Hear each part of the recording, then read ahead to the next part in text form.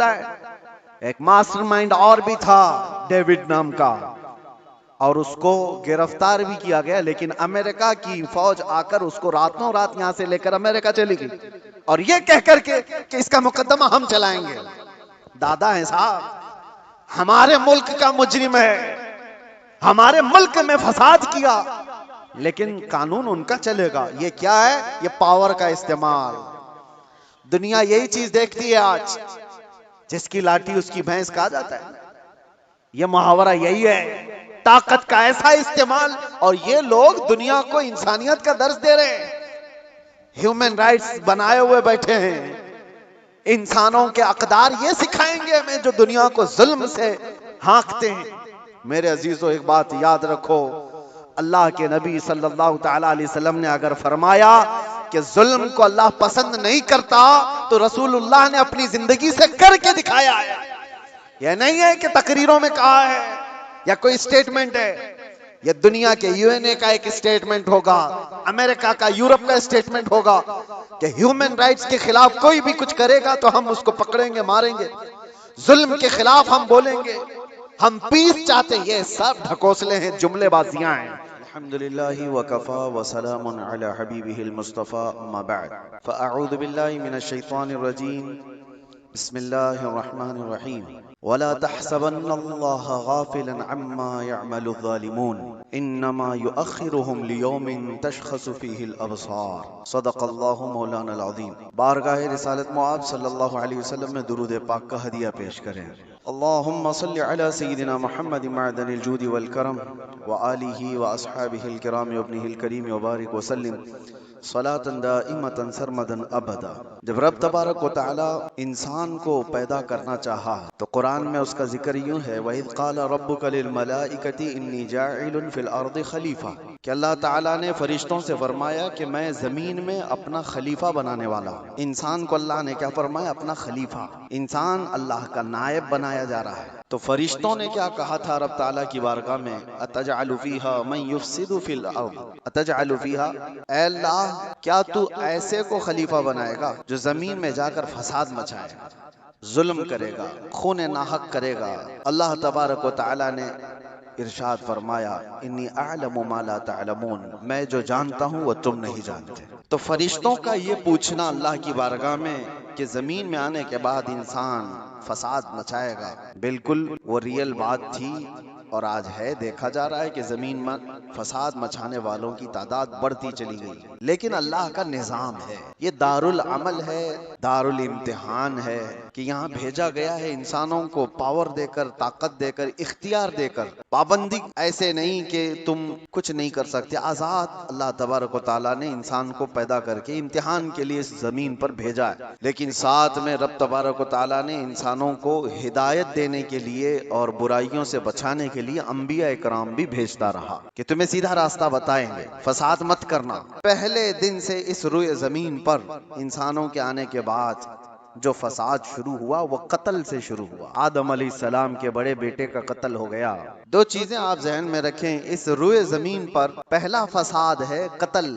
وجہ کیا بنی قتل کی؟ عورت کی وجہ سے، جو تاریخوں میں یہ ملتا ہے، دو بھائی ایک ہی عورت سے شادی کرنا چاہتے تھے، اور ایک کے حق میں وہ جائز تھا جو شریعت آدم میں تھا، لیکن دوسرا ناحق اس عورت کو حاصل کرنا چاہ رہا تھا، تو اس نے اپنی عورت کو حاصل کرنے کے لیے راستے سے اس کے جائز شوہر کو ہٹانے کے لیے قتل کر دیا۔ یہ دنیا کا پہلا قتل تھا۔ تو قتل سے شروعات ہوئی، عورت سبب بنی، اس کے بعد یہ فتنوں کا دور اور فساد کا دور چلتا رہا۔ روئے زمین پر فساد ہوتا رہا، اور انبیاء اکرام علیہ السلام آتے رہے، اور وہ ہدایت دو طریقے سے دیتے، زبانی طور پر، اخلاقی طور پر جو دعوت ہے ان کی سیدھے راستے کی وہ دیتی، لیکن کچھ ڈھیٹ طبیعت کے لوگ ہوتے ہیں تو ان کو اپنے معجزے دکھا کر کے دعوت دیتے ہیں۔ کچھ لوگ ہیں جب تک ان کو اچھمبے والی چیز نظر نہ آئے تو ان کی طبیعت ایکسپٹ نہیں کرتی، تو اللہ کے نبیوں نے معجزے بھی دکھائے، معجزہ نبی کے حق ہونے کی دلیل ہے۔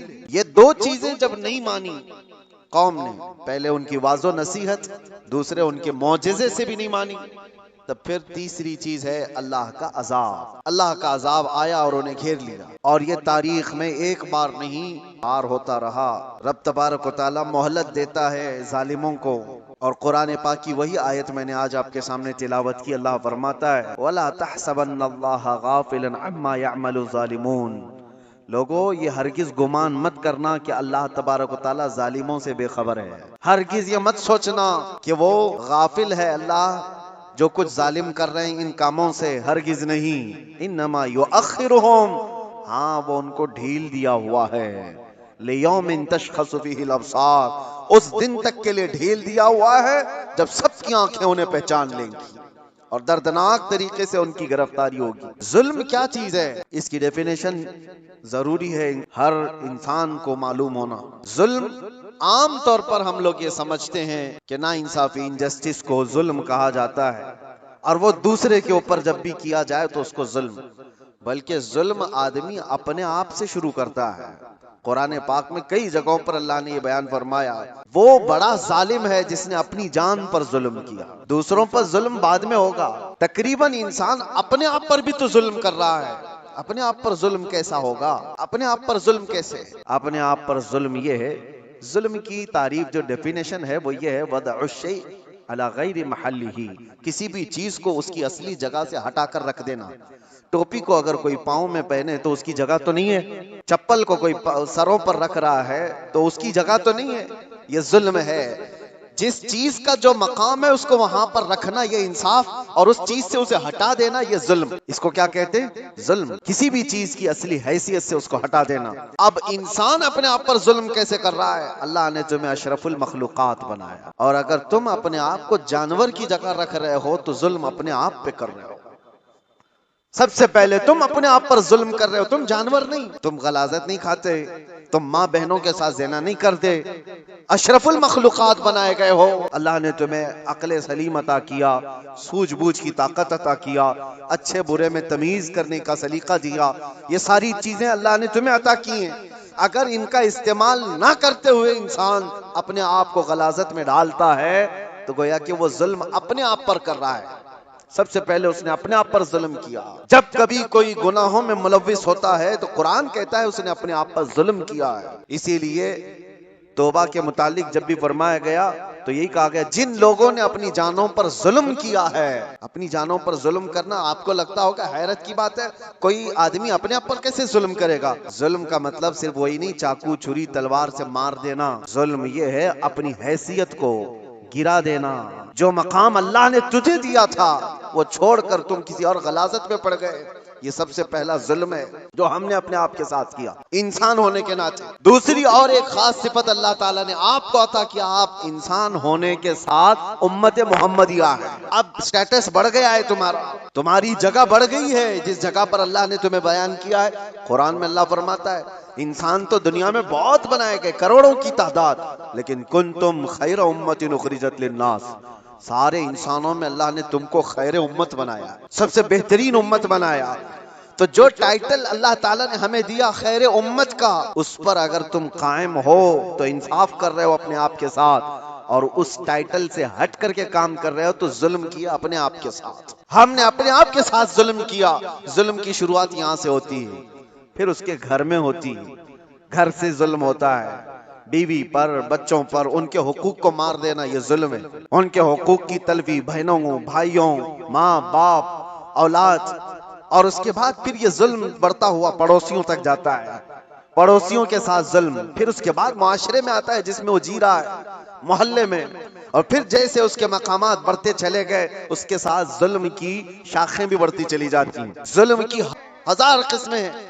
میرے عزیزو ایک بات یاد رکھو، قرآن میں اللہ تعالیٰ نے فرمایا انہ لا یحب الظالمین، اللہ تعالیٰ ظالموں کو ہرگز پسند نہیں کرتا. جو حد سے زیادہ بڑھنے والے ہیں وہ اللہ کو پسند نہیں ہیں. لیکن لوگوں نے ظلم کا کانسیپٹ یہ بنا کر کے رکھا ہے صرف مار دھاڑ قتل کرنے والا ہی ظالم ہے. ظالم تو گھر سے بھی شروع ہوا ہے. گھروں میں حقوق تلفی جس نے کیا وہ ظالم ہے. جس نے بیوی کا حق مار لیا وہ ظالم، جس نے ماں باپ کا حق ادا نہیں کیا وہ ظالم، جس نے اولاد کا حق ادا نہیں کیا وہ ظالم، جو اپنے بھائی بہنوں کا حق مار کر بیٹھا وہ بھی ظالم. یہ ظلم کی کئی شاخیں ہیں.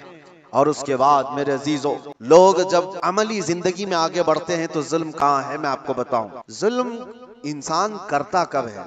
कमजोर आदमी जालिम तो नहीं होता, ये तो सबको पता है, सारे लोग देखते हैं। अगर मिसाल के तौर पर मैं आपको बताऊं, किसी जुर्म में अंधा, लूला, लंगड़ा, ऐसा आदमी, लूला भी है, लंगड़ा भी है, कुछ नहीं, पैर भी नहीं, हाथ भी नहीं, आंख भी नहीं, ऐसे शख्स को कोई पकड़ करके लाए और कहे कि इसने फलां के साथ बहुत जुल्म किया है, मार धाड़ किया है, तो दुनिया हंसेगी कि वो माजूर है, वो क्या कर सकता है। ये तो बात सही है। कमजोर आदमी जुल्म नहीं कर पाता क्योंकि उसके पास वो नहीं है। इसका अपोजिट ये निकलता है कि ताकत जैसी ही आती है इंसान वैसी ही जुल्म शुरू करता है। ताकत, और ताकत कई किस्म की है, जिस्म की भी ताकत है, माल की भी ताकत है, पावर की भी ताकत है, मनसब की भी ताकत है। और ये तीनों ताकतें जब किसी के ऊपर चढ़ जाती हैं तो फिरौन बनता है। ये तीनों ताकतें, जानते हो आप, फिरौन तन्हा 1000 लोगों से लड़ सकता था, और ताकत उसकी जिस्मानी ऐसी थी कि 90 साल तक उसको बुखार भी नहीं आया, कभी बुखार भी नहीं, कभी बीमार नहीं हुआ। ये जिस्मानी ताकत थी। माल की ताकत तो ऐसी कि आधी दुनिया के खजाने उसके थे, और पावर की ताकत ऐसी कि बादशाह आजम बना बैठा था, लोग तो उसके सामने झुकते थे।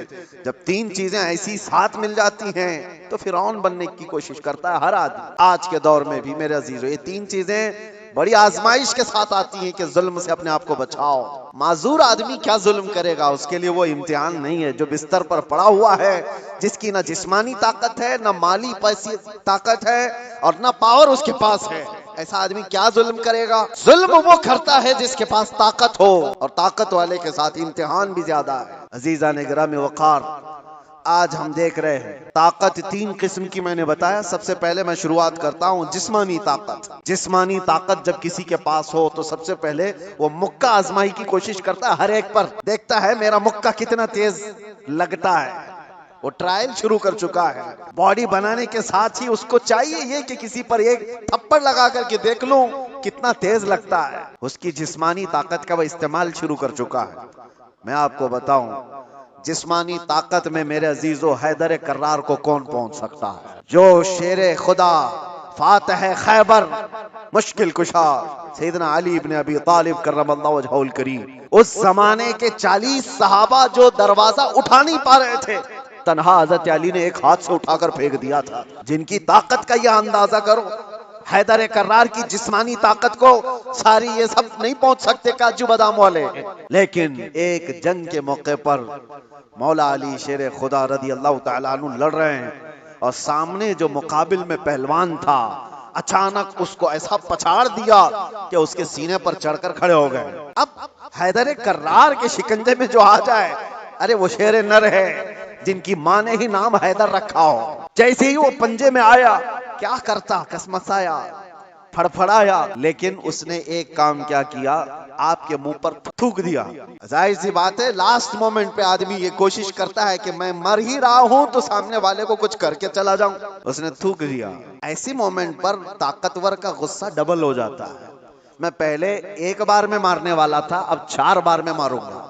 तूने किया कैसे मेरे साथ? किसी को तुम एक मार रहे थे लेकिन उसने माँ की गाली दे दी, अब 4 और लगाओगे, क्योंकि गुस्सा बढ़ गया है, गुस्सा और तिलमिलाया है तुम्हारा। हज़रत अली के साथ ये हुआ, उनके सामने जो मगलूब था उसने थूक दिया। होना ये चाहिए था कि आप तड़पा के उसको मारें। जिसके चेहरे को देखना रसूलुल्लाह ने इबादत कहा, उस चेहरे पर अगर कोई थूके तो उसको तो तड़पा के मार देते। हज़रत अली छोड़कर खड़े हो गए, उसको छोड़ दिया। मारने का था, छोड़ दिया, खड़े हो गए, कहा जा। उसने ताज्जुब से पूछा कि मैं तो मरने ही वाला था इसलिए थूक दिया, और तुमने छोड़ क्यों दिया? मौला अली करमल्लाहु वजहुल करीम का जवाब सुनो ताकत वाले। आप फरमाते हैं अल्लाह ने मुझे जो जिस्मानी ताकत दी है वो मैं खालिस अल्लाह की रजा के लिए इस्तेमाल करता हूँ। जब तूने थूक दिया तो मेरा नफ्स शामिल हो गया। अब अगर मैं मारता तुझे तो बात ये होती कि तेरे थूक के बदले मैंने मारा है। मैं तुझे मुझ पर थूकने के बदले नहीं मार रहा था, तो अल्लाह और उसके रसूल का दुश्मन है इसलिए मार रहा था, और ये नफ्स शामिल हो गया इसलिए मैंने छोड़ दिया। ताकत का इस्तेमाल ऐसे वक्त में कोई करके दिखाए। मेरे अजीजों, आज तो हाल ये किसी को क्रिटिसाइज नहीं कर सकते। अभी कुत्ता बोल दो तो क्या करते हैं, हम तो जाके आए, ना इनको कहा नाम लेकर कुछ नहीं, उसके बावजूद भी एक बड़ी आजमाइश से गुजर करके आए। बर्दाश्त की ताकत नहीं है। مولا علی کرم اللہ وجہہ کریم کو ان کے سامنے دشمن مغلوب نے تھوک دیا، تب چھوڑ دیا آپ نے کہا میں اپنے نفس کے لیے نہیں لڑتا، اپنے نفس کے لیے نہیں۔ اور آج جو کچھ بھی پاور کا استعمال ہے، طاقت کا استعمال ہے، وہ صرف اور صرف نفس کے لیے ہے، آج نفس کے لیے۔ یہ ایک مثال میں نے آپ کو بتایا، جسم کا غلط استعمال کرنے والے لوگ، اور کیا سمجھتے ہوں تمہاری طاقت کیا یہ ہمیشہ کی ہے؟ چند دن کا انتظار کرو، دانت ٹوٹ جائیں گے، کمر جھک جائے گی، اور اس کے بعد آزاد جواب دینے لگیں گے۔ جن ہاتھوں سے تم نے مکہ آزمائی کی تھی، چند دنوں کے بعد وہ حالت ہونے والی ہے کہ ہاتھ سے تمہارے گلاس بھی نہیں پکڑا جائے گا، روٹیاں تمہارے حلق تک ڈالنے کے لیے ہاتھ کپ کپا رہے ہوں گے۔ ہم نے بڑے پہلوانوں کو بستر پر پاؤں رگڑ کر مرتے ہوئے دیکھا ہے۔ یہ جسمانی طاقت فانی ہے، ختم ہونے والی ہے۔ اور سمجھ لو کہ تم میں بڑھاپا نہیں آیا، کمزوری نہیں آئی، بیماری نہیں آئی، تب تو موت تو آنی ہے، چاہے جوانی میں آئے۔ اور میرے آقا صلی اللہ تعالی علیہ وسلم ایک بار حضرت ابو ہریرہ رضی اللہ تعالیٰ عنہ کے ساتھ ایک ایسے خندق کے پاس سے گزر رہے تھے جہاں لوگ کوڑا کرکٹ کچرا سب پھینکا کرتے تھے۔ وہاں پر میرے آقا صلی اللہ تعالیٰ علیہ وسلم کھڑے ہو گئے، حضرت ابو ہریرہ سے کہتے ہیں اس خندق میں کچھ تمہیں نظر آ رہا ہے؟ تو آپ نے کہا ہاں یا رسول اللہ صلی اللہ علیہ وسلم، ہڈیاں ہیں پرانی۔ آپ صلی اللہ علیہ وسلم نے فرمایا یہ ان مرے ہوئے لوگوں کی ہڈیاں ہیں، ان کے کپڑے ہیں جو گل چکے ہیں، جو اپنے زمانے میں اونچی سواریاں کرتے تھے، بڑے جسموں کے مالک تھے، ان کو طاقت و قوت بہت دی گئی تھی، اور آج یہ سڑ گل گئے ہیں اور کیڑوں کی غذا بنے۔ یہ حشر تو ان طاقتوروں کا بھی ہوگا جو آج اپنی طاقت کا غلط استعمال کر رہے ہیں۔ تھوڑے دنوں کی بات ہے، آپ یہ طاقت کو فانی ہوتے ہوئے دیکھیں گے۔ اس لیے میرے عزیزو، جب اللہ تعالیٰ نے جسمانی طاقت دیا ہے تو سنبھال کر کے رکھنا کہ ہاتھ اٹھے تو کہیں ظلم کے لیے نہ اٹھے، ظلم کے لیے نہ اٹھے۔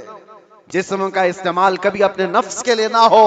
امام اہل سنت امام احمد رضا خان فاضل بریلوی رضی اللہ تعالیٰ عنہ، کون نہیں جانتا آج، عاشقوں کے امام، بریلی کے تاجدار، جنہوں نے ہزاروں مسائل کا حل لکھ دیا اپنی زندگی میں، 1000 سے زیادہ کتابیں لکھ دی، اور وہ شہنشاہ وقت اپنے زمانے کے قطب مسجد میں اعتکاف میں بیٹھتے تھے رمضان میں، لیکن اعتکاف کی حالت میں بھی آپ مسلسل علمی کام کیا کرتے تھے۔ ایک بات تھی، اعلیٰ حضرت جیسے فقیہ، ان کے جیسا بڑا عالم جس کے سامنے دوسرے کئی علماء اپنے گھٹنے ٹیک دیتے ہو، اعتکاف کی حالت میں توجہ، جیسی ہی افطاری ہو جاتی تو آپ کے خادموں میں سے گھر سے جو کھانا لایا جایا کرتا تھا، ایک بچہ تھا 12 سال کا، وہ تو شادان لے کر کے آتا تھا، افطاری اور سحری پہنچاتا تھا مسجد میں۔ لیکن اعلیٰ حضرت کو ایک عادت تھی پان کھانے کی، اور پان کھانے والے لوگ افطاری کے فوراً بعد پان چاہیے۔ اعلیٰ حضرت افطاری کر چکے، پان جو روزانہ آتا تھا وہ بچہ پان لایا نہیں، اور ٹائم گزرتا گیا، آپ کو پان کی طلب ہوئی کہ ابھی تک آیا نہیں، ابھی تک آیا نہیں۔ وہ تقریباً گھنٹہ بھر کے بعد وہ بچہ آیا اور دوڑتا ہوا آیا، کہا بڑے مولانا صاحب پان رہ گیا، پان لا کر کے دیا، ایک تماچا اس کو لگایا، کہاں چلا گیا تھا، پان لے کر کہاں بھاگ گیا تھا؟ وہ بچہ، جو خادم ہیں، خدمت کرنے والے لوگ ہیں، کہا معاف کیجئے بھول گیا تھا، دیا اور چلا گیا بھاگ کر، پان کھا لیا۔ آپ کے شاگرد ہیں علامہ ظفر الدین بہاری رحمۃ اللہ تعالی علیہ، انہوں نے لکھا ہے اس کو، اعلیٰ حضرت کے شاگرد ہیں، وہ کہتے ہیں پان کھانے کے بعد اعلیٰ حضرت اتنے بے قرار ہو گئے، تراویح ہو گئی، ٹہلتے رہ گئے ادھر سے ادھر بے چینی سے۔ میں نے جا کر پوچھا امام وقت سے اعلیٰ حضرت سے، مولانا ظفر الدین صاحب فرماتے، کہا کیا وجہ ہے؟ اعلیٰ حضرت نے کہا مولانا جاؤ وہ بچہ کہاں ہے اس کو ڈھونڈ کے لاؤ۔ کہا کیوں، کیا ہوا؟ کہا اس کو بلا لائیے، میں اس کو مار دیا تھا۔ تو مولانا ظفر الدین رحمۃ اللہ علیہ فرماتے میں ڈھونڈنے کے لیے نکلا، وہ کہاں ملتا، رات ہو گئی تھی، کہیں دبک کے سو گیا ہو۔ لیکن اعلیٰ حضرت نے رات بھر ڈھونڈنے لگوایا، جو بھی شاگرد آئے اس سے کہو بچے کو ڈھونڈ لاؤ جو کھانا لاتا ہے ہمارا، وہ کہیں ملا ہی نہیں۔ رات بھر آپ سوئے ہی نہیں، مسجد میں ٹہلتے رہے بے قراری کے ساتھ۔ سحری کا وقت ہوا تو توشادان لے کر بچہ آ گیا، اس کی ڈیوٹی تھی، وہ جیسے ہی آیا اعلیٰ حضرت لپک کر دروازے پر جاتے اور جا کر توشا اس کے ہاتھ سے لیا، رکھ دیا اور گھٹنے ٹیک کر زمین پر بیٹھ گئے۔ وقت کے مجدد کی بات کر رہا ہوں، اس بچے کے دونوں کندھوں کو پکڑا اور کہا بیٹا کل کی رات میں نے تھپڑ مار دیا تھا اپنے ہاتھ سے تجھے، خالص میرے پان کے لیے، یہ میرے نفس کے لیے مارا تھا، تو اللہ کے لیے مجھے معاف کر دے۔ وقت کا امام چھوٹے بچے سے کہہ رہا ہے مجھے معاف کر دے، وہ بچہ کسمسا رہا ہے، گھبرا رہا ہے، دیکھا ہے وقت کے بڑے فقیہ اور مفتیان کرام اس امام کے سامنے بیٹھ جاتے ہیں ادب سے، اور یہ وقت کا امام مجھ سے معافی طلب کر رہا ہے۔ بچے نے کہا حضور چھوڑ دیجئے، میں نے کچھ سمجھا ہی نہیں، مجھے کچھ پتا ہی نہیں۔ اعلیٰ حضرت نے کہا نہیں ایسا نہیں ہوگا، تو کہہ دے معاف کیا۔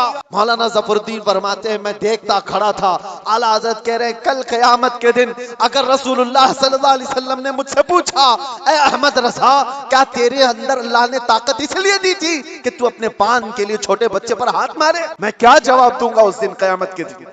اعلیٰ حضرت اس کو پکڑ کر کے تھام رہے، تو اس بچے نے کہا کہ ٹھیک ہے میں معاف کر دیا۔ اعلیٰ حضرت کہتے ہیں بچوں کو اختیار نہیں ہے معاف کرنے کا، بچوں کو مسائل ہے، وہ مالک نہیں ہے۔ آپ نے کہا اپنے سر سے ٹوپی اتاری اور کہا جیسے کل میں نے تجھے مارا تھا ویسے تو بھی مجھے مار، برابر ہو جائے معاملہ۔ اس کا ہاتھ کانپنے لگ گیا، وقت کا مجدد کہہ رہا ہے۔ اعلیٰ حضرت اپنی ٹوپی اتار کر رکھ دیے، بچہ جب نہیں مارنے لگا آپ نے خود اس کا ہاتھ پکڑا اور ہاتھ پکڑ کر کے اپنے سر پر مارنے لگ گئے۔ 3-4 بار اس کی جب تھپڑ پڑی تو اعلیٰ حضرت مسکراتے ہوئے کھڑے ہوئے کہا بات برابر کی ہو گئی، تو نے مجھے معاف بھی کیا اور بدلہ بھی لے لیا۔ مولانا ظفر الدین رحمۃ اللہ علیہ فرماتے ہمارے آنسو نکل گئے، وقت کا مجدد ہے، طاقت کا غلط استعمال نہیں۔ عزیزو اگر اللہ نے جسم میں طاقت دیا ہے تو اس لیے نہیں کہ تم اپنے سے نیچے والوں پر اس کا استعمال کرتے رہو۔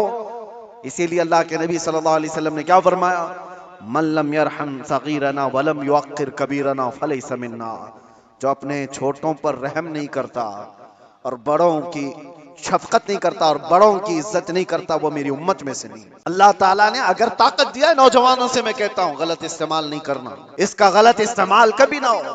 عورتوں کو مارنے کی بات آئی، کتنے تو گھر ایسے بنے ہوئے ہیں، کمزور ہے وہ، تم سے کمزور مخلوق ہے، لوگوں نے اس کو برابر کا بنانے کی کوشش کی ہے لیکن عورت تم سے کمزور بنائی گئی ہے، اس کو مارنے کا حکم کہیں پر بھی نہیں دیا گیا، کہیں پر بھی نہیں، کسی بھی طرح سے۔ لوگ آج اپنی طاقت کا بھرپور استعمال ان کے ساتھ کرتے ہیں، عورتوں کے ساتھ بہت سخت جواب دینا ہوگا میرے عزیز۔ عورت تو عورت ہے، مخلوق بھی ہے اللہ تعالیٰ کی، لیکن ساتھ میں امت محمدیہ ہے، اس کا جواب تو بہت ہے۔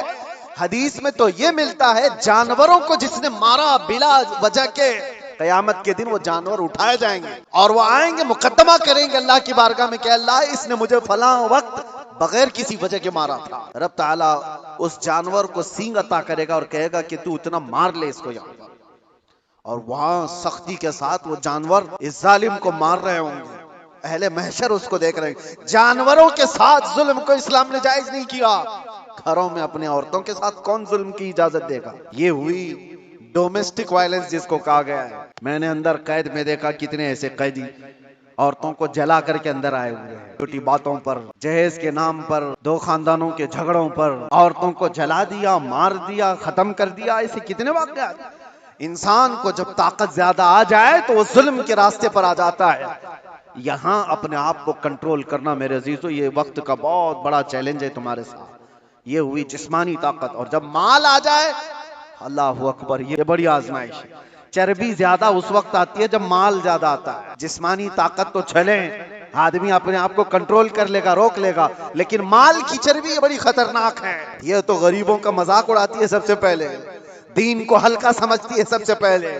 یہ مولانا لوگ یہ ہماری کیٹیگری کے نہیں ہیں، یا علماء یہ تو کمتر لوگ ہیں، یتیم لوگ ہیں، لاوارث لوگ ہیں۔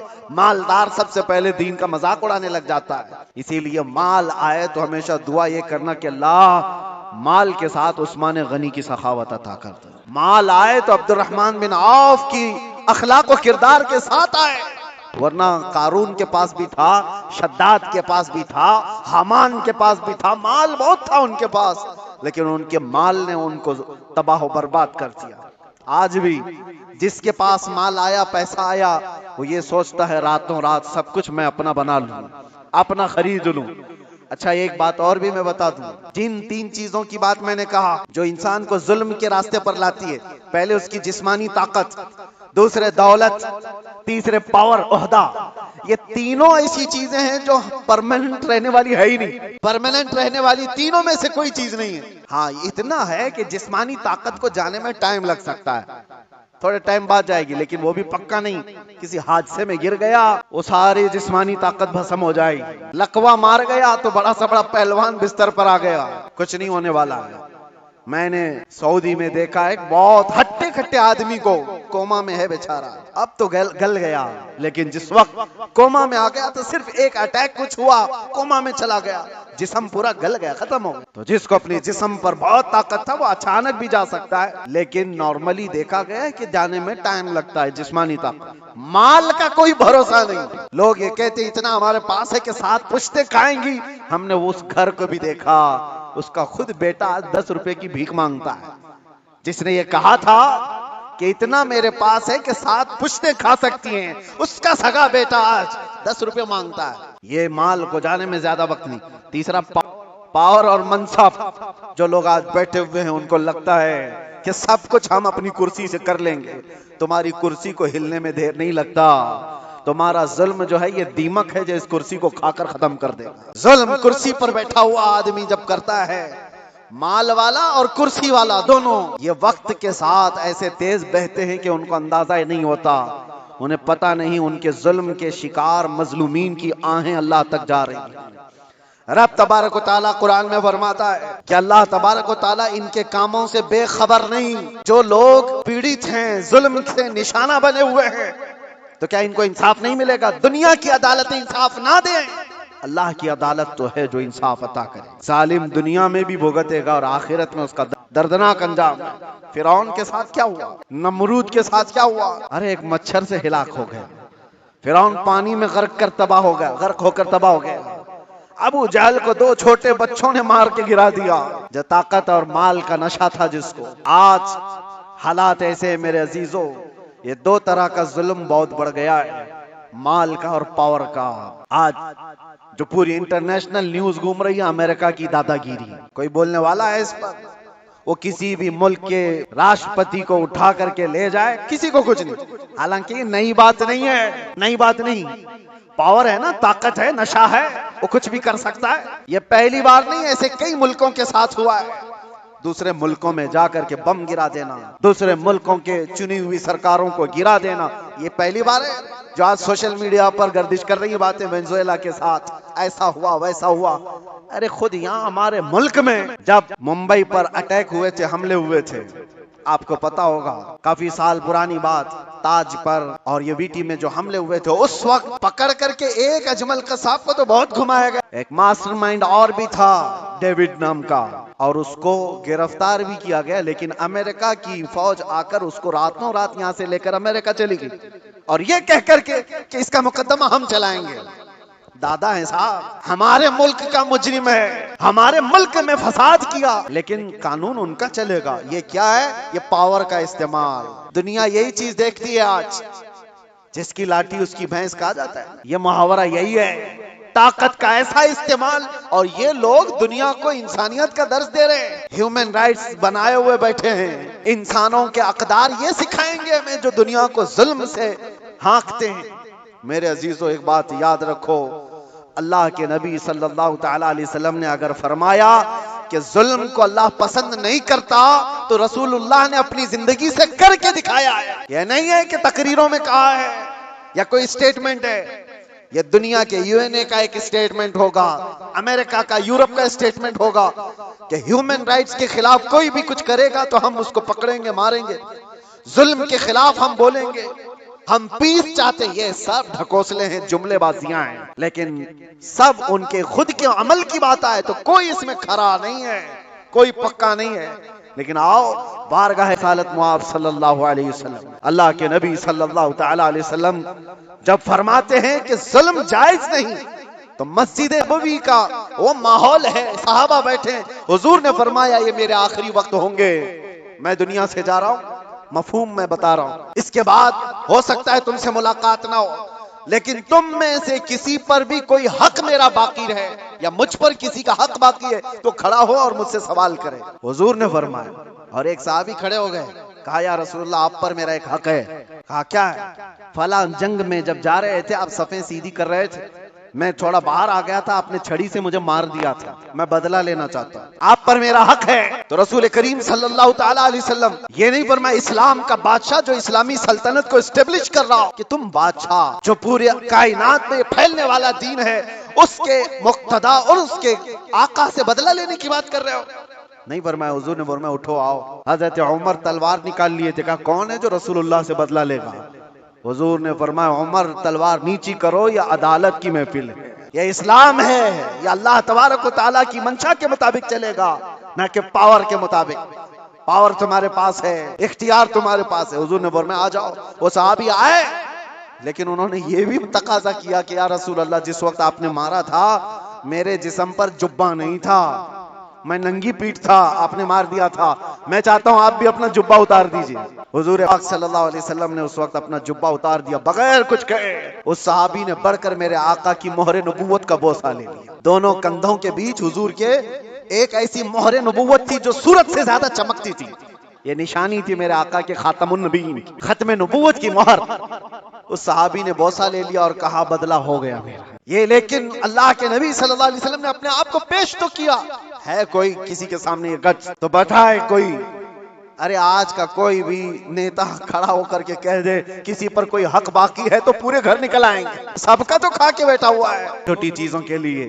اب تو دیکھیں لوگ پھر بھی سنبھلتے نہیں ہیں، مجھے حیرت اس بات کی ہوتی ہے، یہ جو ابھی الیکشن آ رہے ہیں سارے نیتا تو باہر نکلے ہوں گے، سب تمہارے پاس اپنی کہانیاں لے کر، لیکن ان کے پچھلے ظلم تو یاد نہیں ہے، لوگوں کو بھول جاتے ہیں۔ ارے پانی کے لیے لوگوں سے رشوت، گھر کے لیے رشوت، ہر چیز کے لیے، یہ مخلوق کے ساتھ جو ظلم کر کے کرسی سنبھالتے ہیں، ان کا جب وقت آئے تو میرے عزیزو تمہیں بھی تو اپنے پاور کا استعمال کرنا چاہیے۔ ایک بات یاد رکھو، امام حسین کا یہ جملہ ہے، آپ نے فرمایا تھا کہ میرے نزدیک ظالم وہ نہیں جو کسی کو مارتا ہے، ظالم وہ بھی ہے جو اس کے ظلم کو دیکھ کر خاموش رہتا ہے، آواز نہیں اٹھاتا۔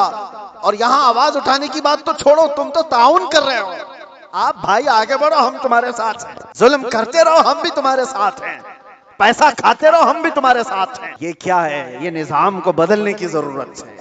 آج پاور کا جو استعمال ہو رہا ہے، غلط استعمال، اس کو بدلنے کی اپنے اندر سوچ پیدا کرو۔ آپ سوچتے ہوں گے ہم تھوڑی تعداد میں ہم سے کیا ہوگا، ہرگز مت سوچو، ایک کی سوچ سے بھی انقلاب آتا ہے، ایک کی سوچ سے بھی انقلاب آتا ہے، بڑھنا تمہارا کام ہے۔ تم کیوں سوچتے ہو کہ پوری دنیا میرے ساتھ کھڑا ہونا چاہیے؟ نہیں، سرکار مجاہد ملت رحمت اللہ تعالی علیہ بہت دل کے اندر ملال لے کر کے چلتے تھے، امت کے حالات ایسے، میں ان کو پڑھا تو میں بھی کئی مرتبہ ایسا جس کو کہتے ہیں نا ڈس اپوائنٹ ہو جانا، حالات کو دیکھ رہے ہیں کوئی آتا ہی نہیں، کیا فائدہ کا ہم چلاتے رہ جائیں، لوگ آپس میں اختلاف کر کے چھوڑ کے چلے جائیں۔ حضور مجاہد ملت رحمت اللہ تعالی علیہ ایک بار لوگوں کو بلائے تھے کہ دلی آؤ، ان کی جتنی تعداد ان کو مقصود تھی نہیں آئے تو وہ بہت زیادہ نروس ہو گئے، کہا کہ اس امت کے لیے ہم آواز اٹھا رہے ہیں، یہ آنے کو تیار نہیں۔ واپس آئے، اس وقت سنا سرکار مفتی اعظم ہند رحمت اللہ تعالی علیہ اعلیٰ حضرت کے شہزادے، انہوں نے کہا تھا کہ مولانا لوگوں کو مت دیکھو، دنیا جو ہے کوفہ میں امام مسلم کے ساتھ شام میں 60,000 کی تعداد میں نماز پڑھتی ہے اور دوسرے دن فجر میں 2 بچوں کے علاوہ کوئی نہیں ہوتا۔ آپ ان کے بیس پر نہ آؤ، آپ اللہ کے بھروسے پر جاؤ، اس لیے کہ غریب نواز پہلے سے ہندوستان میں ماحول بنا کے نہیں آئے تھے، اللہ کے بھروسے آئے تھے، اللہ نے ماحول بنا دیا۔ ایک آیا تھا لیکن لاکھوں کو اسلام کا نور دے کر گیا۔ ایک سے بھی ہوتا ہے انقلاب، آپ کیوں سوچتے ہو کہ میرے چاہنے سے کچھ نہیں ہوگا؟ آپ سوچو، کھڑے ہو انقلاب کے لیے کہ میں ظالم کا ساتھ نہیں دوں گا، ظلم کے خلاف رہوں گا۔ لوگ تو بک رہے ہیں آج، مسلمانوں کے ووٹ کی ہمیں کوئی ضرورت نہیں، ان کو لبھانے کی ضرورت نہیں، ایک رات پہلے 1000 میں بک جائیں گے، ان کے گھروں میں 1000 کا لفافہ پہنچا دیں، یہ بک جائیں گے، ہو جائے گا۔ امت اصطفیٰ کو آج لوگ اس طرح کا کھلونا بنائے، اور یہ مذاق نہیں ہے آپ کے ساتھ، آپ اس کے باوجود بھی یہ کہتے بھائی آگے بڑھو ہم تمہارے ساتھ ہیں۔ ظالم کا ساتھ دینا بھی بڑا ظلم ہے، قیامت کے دن اس کا بھی سوال ہوگا آپ کے ساتھ، اس کا بھی سوال ہوگا کہ اس کے ظلم تک پہنچنے میں کون مددگار تھا؟ تم مددگار تھے، تم سارے مددگار تھے، اس کی پکڑ ہوگی۔ اسی لیے میرے عزیزوں، ہو تو انصاف کے ساتھ، نہیں تو میرے آقا نے جو فرمایا ایک زمانہ ایسا آئے گا کہ لوگ وہی ایمان بچا پائیں گے جو اپنے گھر میں ٹاٹ کے کپڑے کی طرح پڑے رہیں گے، وہی لوگ اپنا ایمان بچا پائیں گے۔ آج وہ حالات ہمیں دکھ رہے ہیں، کہاں جائیں خدا بندہ، یہ تیرے سادہ دل بندے کدھر جائیں کہ درویشی بھی عیاری ہے، سلطانی بھی مکاری ہے۔ آج وہ حالات آ گئے ہیں۔ عزیزان گرامی وقار، خلاصہ کلام میرا یہ ہے، اللہ تعالیٰ نے ظلم کو سخت ناپسند فرمایا۔ آج جو پوری دنیا پاور کا اور مال کا ظلم کر رہی ہے، یہ ہمارے لیے نیا نہیں ہے، لیکن ہم جوجھ رہے ہیں۔ انتظار کرو، ہر ظلم کے بعد اللہ تبارک و تعالیٰ ایک نئی صبح طلوع فرماتا ہے۔ ظالموں کا وقت جائے گا، اس کو جانا ہے۔ قرآن کہتا ہے وَقُلْ جَاءَ الْحَقُّ وَزَهَقَ الْبَاطِلُ، آپ فرماتے ہیں محبوب حق آیا اور باطل مٹ گیا۔ ان الباطل کان زہوقا، اور باطل کو تو مٹنا ہی ہے، مٹنا ہی ہے، ظالم کو تو جانا ہی ہے۔ وقت آئے گا ہر ایک کا۔ اسی لیے میں نے وہ جملہ کہا تھا جس کی وجہ سے مجھے بڑی سخت سزا ہو گئی، کچھ دیر کی خاموشی ہے۔ اسی لیے کہا تھا کچھ دیر کی خاموشی ہے۔ یہ ظلم جتنا بھی ہوگا، اندھیرا ہمیشہ نہیں رہتا، صبح روشن ہوگی۔ چاند کو گہن ہمیشہ نہیں لگتا، چھٹ جاتا ہے پھر وہ چمکتا ہے۔ یہ امت محمدیہ ہے، آج خزاں رسیدہ ہے، حالات خراب ہوئے ہیں، لیکن یہ ہمیشہ کے نہیں ہیں، یہ حالات چھٹیں گے اور امت محمدیہ کا وقار واپس آئے۔ اور ہمارا کام کیا ہے؟ امت کو جگانا، بیدار کرنا، تمہاری تو حیثیت اور تمہاری اپنی ویلیو بتانا کہ تم وہ نہیں ہو جس طرح کی زندگی گزار رہے ہو۔ 100 سال پہلے اقبال نے بہت پیارا شعر کہا تھا، بہت پیارا، ہمیں جھنجھوڑتے ہوئے کہا تھا کہ امت محمدیہ کو مخاطب کرتے ہوئے اقبال نے کہا تھا کہ بسیرا کر پہاڑوں کی چٹانوں میں، تو شاہین ہے بسیرا کر پہاڑوں کی چٹانوں میں، نہیں تیرا نشیمن قصر سلطانی کے گنبد پر۔ مطلب سمجھتے ہو؟ اردو ہے، نہیں تیرا نشیمن قصر سلطانی کے گنبد پر۔ قصر سلطانی بادشاہ کے محل کا گنبد کتنا اونچا ہو سکتا ہے؟ زیادہ سے زیادہ کتنا فٹ اونچا ہوگا؟ 200 فٹ اونچا کر دیا ہوگا، 400 فٹ اونچا ہوگا۔ لیکن اقبال کہتا ہے وہ گنبد کی اونچائی یہ تیری منزل نہیں ہے۔ ایک پرندہ ہے شاہین، جانتے ہو، جو سب سے اونچا اڑتا ہے، اور اتنا اونچا اڑتا ہے کہ اس کو کوے بھی نہیں دیکھ سکتے، کوے بھی نہیں دیکھ پاتے اس کو، شاہین اتنا اونچا اڑتا ہے۔ اور اقبال اس کو امت محمدیہ کو کہتا ہے نہیں تیرا نشیمن قصر سلطانی کے گنبد پر، تیری اونچائی اتنی نہیں ہے، یہاں بیٹھنے کی نہیں ہے، تو شاہین ہے بسیرا کر پہاڑوں کی چٹانوں میں، تم بلندی کے لیے بنائے گئے ہو۔ یہ کیا ہے؟ یہ جو چھوٹی موٹی چیزیں اس کے لیے نہیں۔ اب آخری میرا پیغام یہ ہے کہ ظلم یہ بھی ہے کہ رشوت لینا، رشوت دینا۔ اللہ کے نبی صلی اللہ علیہ وسلم نے فرمایا الراشی والمرتشی کلاہما فی النار، رشوت لینے والا، رشوت دینے والا دونوں جہنم میں جائیں گے۔ میرے آقا نے فرمایا ہاں، ووٹ کے لیے جو پیسہ بانٹ رہا ہے اور جو لے رہا ہے، اگر یہ رشوت کی منزل میں آیا، دونوں جہنمی ہیں۔ یہ میرے آقا کی حدیث ہے، اسی لیے کان کھول کر کے سنو۔ امت کو حق بتانا یہ میرا فریضہ ہے، بعد میں جہنم کا کام کرنا نہ کرنا یہ تمہارے ہاتھ میں ہے۔ اللہ تبارک و تعالیٰ سب کو ہدایت عطا فرمائے۔ رب تبارک و تعالیٰ ظلم کی ہر شاخ سے ہماری حفاظت فرمائے۔ وآخر دعوانا الحمدللہ رب العالمین۔